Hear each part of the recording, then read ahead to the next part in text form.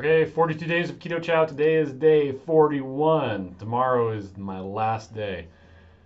Whew. Oh, then I have to get the blood test on Friday, but whatever. Still, last day eating this way.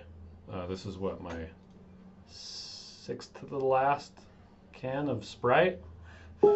Anyway, so, anyway, sorry, just got a text message from one of my daughters.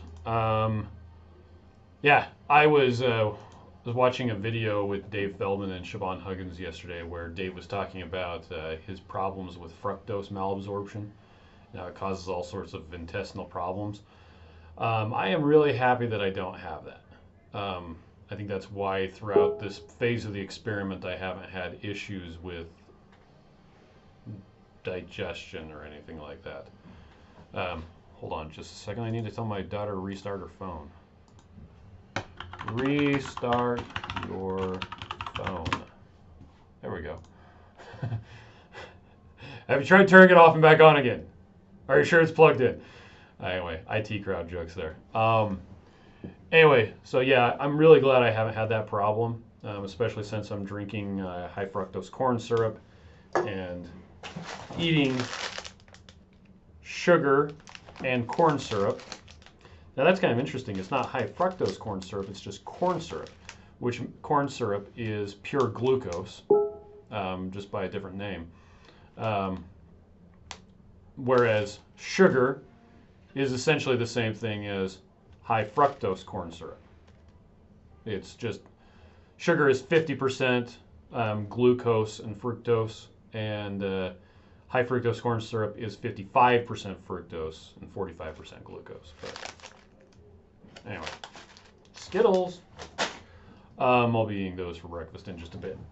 Anyway, yeah, but I am really, really anxious to get back into keto. I actually bought the brisket and the ribs for the keto meetup that we're going to be hosting here this Saturday.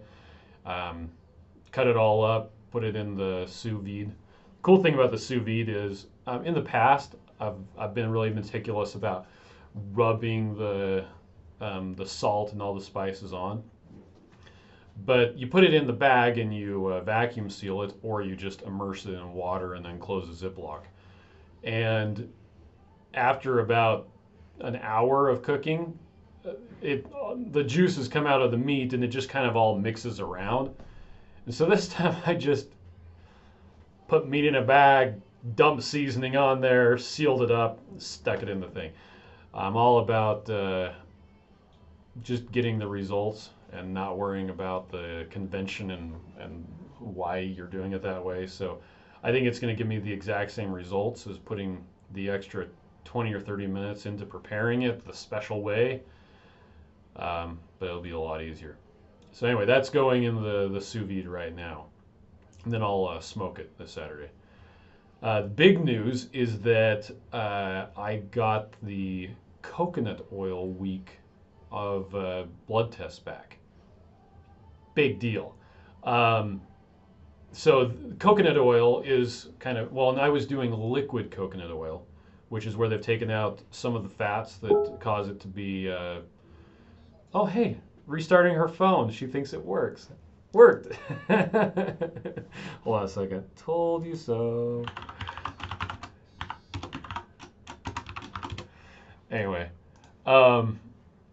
yeah, sorry, coconut oil. Coconut oil is cool because it has a lot of medium chain triglycerides. It also is almost entirely saturated fat. And saturated fat is the stuff that's bad for you, right? According to conventional wisdom. Well, the interesting thing is, now the post that accompanies this video on my blog, you can see all the graphs and stuff like that. It's missing one more data point, and that's for the test that I haven't taken yet. The graphs will automatically update once I have that. But this last week, my LDL particle count went down 43%.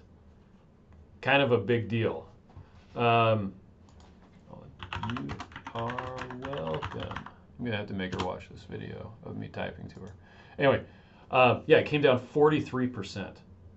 It was at 996, which is just barely below the 1,000 recommended or target range. Um, anyway, so now it's at 567, or at least it was at 567. It's not going to be after this stuff. But yeah, so that's a huge result. My amount of LDL cholesterol, LDL-C, and these are numbers you get when you do a nuclear magnetic resonance test, an NMR. You can also get some of them using a VAP, which is same sort of thing, just done by a different lab. My LDL-C, which is the number that corresponds to typical your LDL on a just lipid panel, that went from 78 down to 56. So, hey, I lowered my LDL by eating saturated fat all week. And then I also brought down my triglycerides. My triglycerides had gone up. Let's see, what had they gone up to? So they were they were right around, okay, they were at 94 the week before I did macadamia nut oil. And then doing the macadamia nut oil, which appears to be what spikes my triglycerides, because that's a monounsaturated fat, and I didn't know it would do that. It went up to 148. Well, now it's back down to 103, which is cool. My HDL, which is the good cholesterol, it's a lot more involved in this. LDL cholesterol tends to, low density lipoproteins, which is a carrier for cholesterol, tends to be the stuff that takes triglycerides, fat soluble vitamins, and cholesterol out to your cells. And then high density lipoproteins are what tends to bring it back. It's a lot more involved in that, but that's the really simple version. And that's why they talk about HDL being the good kind, because a higher amount of HDL, of high density lipoproteins, tends to be protective as far as like all-cause mortality. There's less of a chance of you dying if you have a higher HDL. Now, strangely enough, in a lot of tests, there's also a lower chance of you dying if you have a lot of LDL, depending on who you are and what gender you are and what age you are. Anyway, if you want to know more about that, you should check out some of Dave's stuff. But my HDL, it didn't just go up. It didn't double, but it went up. It went from 40 to 61, which is 152%, or a 52% increase compared to my previous amount. That's huge. And the funny thing is, saturated fat is known to do that. If you want to increase your HDL, what do? You eat saturated fat, generally in the form of ruminant meat with a whole bunch of fat on it, which I'll be doing this Saturday. Thank you very much. Untrimmed brisket. Yeah. Cooked for, 36 hours? No. Oh no, it's going to be longer than that. It'll be more like 72 hours. Yeah. Anyway, I'm just going to leave it in there until it's time to smoke it. Anyway, I'm back. So yeah, I drastically increased my HDL. Everybody would be happy with that. My doctor would go, wow, 61. It'd be better if it was 63, but much better than 40, because 40 was low. It had gone down quite a bit. Yeah, you don't want it to go down, which it had on the macadamia nut oil. My A1C, which is a measure of how glycated or exposed to glucose my red blood cells are, or the hemoglobin in my red blood cells. It's a good way to get kind of a 6-month average of how high your blood glucose is. It's still steady at 4.8%. So, and that's a great number. Now, the really strange thing is my fasting insulin went way up as well. and I have no idea what could have caused that to happen.